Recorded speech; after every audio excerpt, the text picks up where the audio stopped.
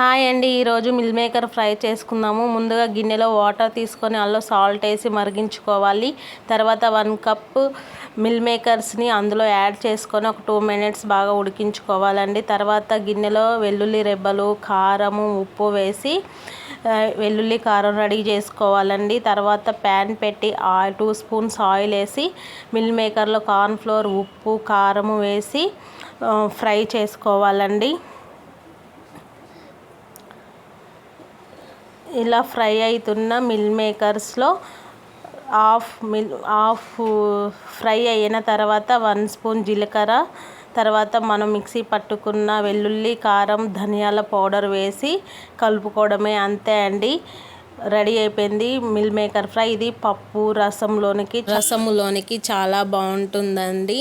ఒకసారి ట్రై చేయండి, పిల్లలు కూడా చాలా ఇష్టంగా తింటారు. ట్రై చేయండి.